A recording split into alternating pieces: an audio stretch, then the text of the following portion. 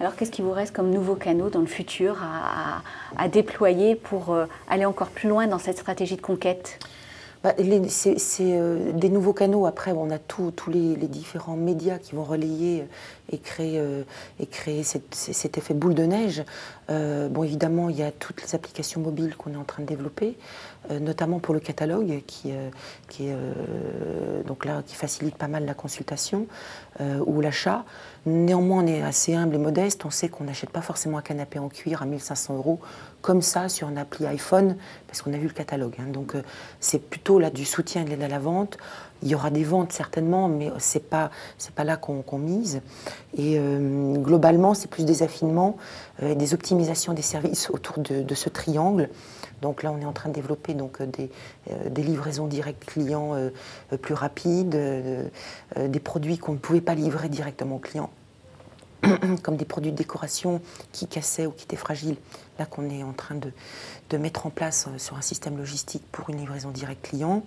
Et puis après, tout un certain nombre d'outils complémentaires pour aussi les magasins, faire le lien avec le site, comme les tablettes vendeurs, un certain nombre d'outils qui vont permettre après d'être des bornes interactives qui sont en lien avec le site ou les fiches articles qu'on va retrouver sur le site.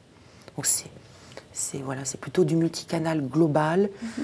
On ne cherche pas à développer des nouveaux canaux pour des nouveaux canaux. Après, on est très pragmatique, on doit faire du business. On a 213 magasins à amortir et puis 6600 personnes à faire bosser. Donc là, c'est vraiment l'efficacité que nous recherchons. Bernard Bordas, pour le Crédit Agricole, les perspectives de développement pour capter des nouveaux clients, les réseaux sociaux, je suppose, sont aussi un levier important? Alors très clairement, effectivement, nous étions et nous continuons à être sur toutes les applications mobiles. Et puis on regarde les réseaux sociaux, les médias sociaux en général avec un œil très très attentif. Je vais revenir sur 2-3 choses qui ont été dites et qu'on partage naturellement. C'est qu'aujourd'hui, on constate que les médias sociaux changent de manière, qu'on le veuille, qu'on ne le veuille pas d'ailleurs, qu'on l'accepte ou pas, assez sensiblement notre façon de voir, de penser, d'agir, notre relation à l'espace, au temps et naturellement à autrui. Et très clairement, tout ça a des impacts au niveau de la production. Et je rejoins tout à fait ce que vous disiez tout à l'heure. À la fin du 2e millénaire, l'acte de l'achat, c'était pas finalement, je vais chez un marchand, je m'informe sur ce qui m'intéresse, j'ai une argumentation, il répond à mes objections, je paye le prix demandé ou j'essaye de négocier et j'achète. Aujourd'hui, avec les médias sociaux, non seulement l'ordre change, mais en plus il y a des étapes qui se rajoutent. C'est-à-dire que je vais d'abord m'informer sur le web pour savoir à peu près tout ce qui peut correspondre à mon attente. Après, je vais rentrer dans le monde des avis. Je vais regarder quels sont les avis. Est-ce qu'il y a des recommandations ce que me recommandent mes amis sur les différents sociaux, les réseaux. Et ensuite, je vais choisir le produit, le service qui me correspond le plus. Et à ce moment-là, je vais rentrer dans une démarche de prix qui est de dire où est-ce que je vais pouvoir le prix le plus, alors, soit le plus bas, soit qui me correspond le mieux par rapport au service après-vente, par rapport à un certain nombre de produits. Et quand j'ai choisi tout ça, effectivement, je vais me rendre soit chez un marchand virtuel ou réel, pour acheter. Et ensuite, si je vais jusqu'à la fin de la boucle, effectivement, moi-même, je serai donneur d'avis ou je pourrais recommander ce que j'ai acheté sur mes... Et donc là, on y voit clairement pour nous une opportunité en disant, en comprenant comment ça se passe, la question, c'est comment peut-on s'intégrer dans cette chaîne-là de manière totalement différente pour augmenter effectivement nos ventes et puis à la fois la conquête de nos clients.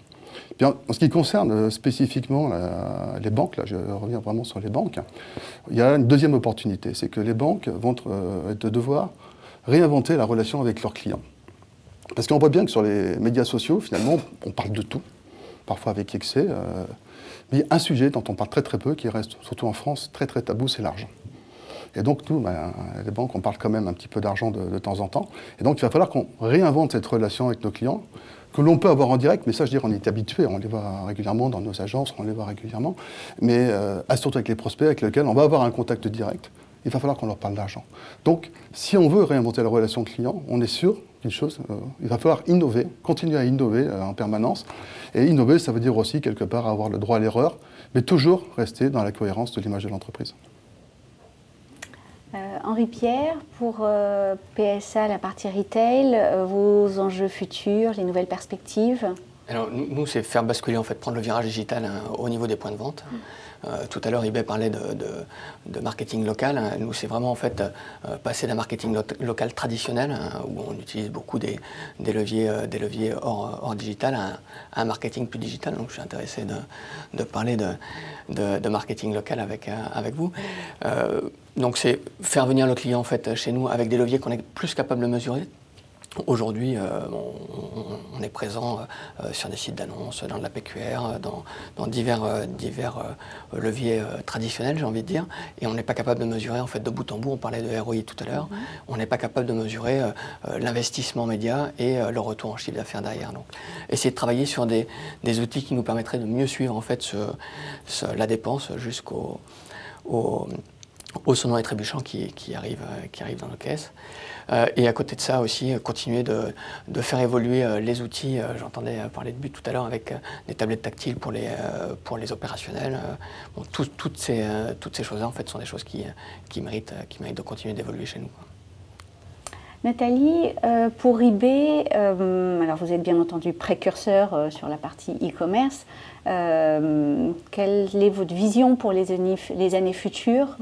Je voudrais revenir sur les réseaux sociaux. En fait, eBay s'est construit sans le savoir sur des réseaux sociaux. Ça ne s'appelait pas Facebook, LinkedIn, mais on est un peu comme Monsieur Jourdain, on faisait la poésie sans le savoir. Et en fait, toute la communauté initiale, entre 95 et 98, c'était une communauté qui pouvait se parler. Alors, ce n'était pas du tout les jolies pages qu'on connaît aujourd'hui, avec des langages HTML et autres.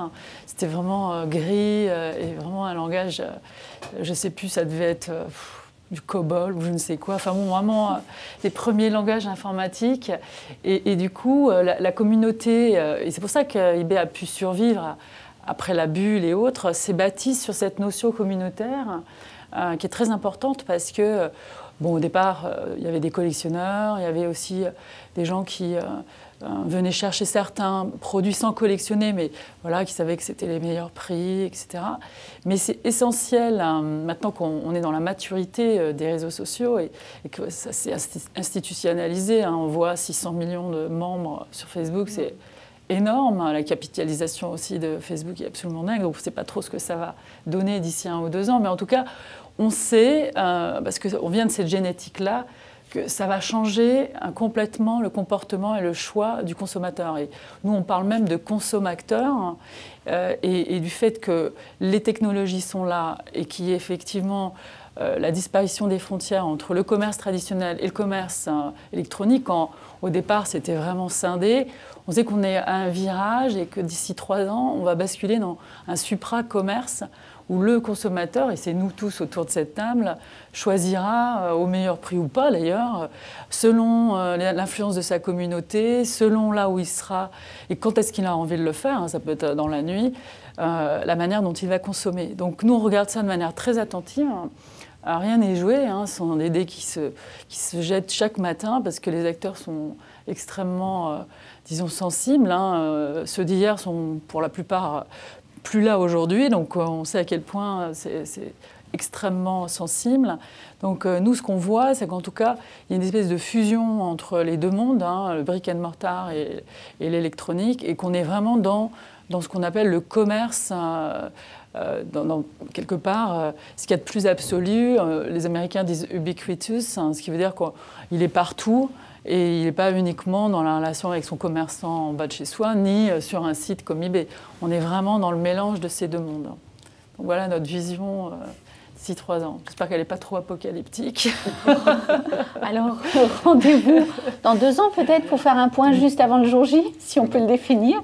Merci en tout cas pour votre participation. Merci. Et rendez-vous pour une prochaine émission Innovation et Cross Média. À bientôt. Merci beaucoup.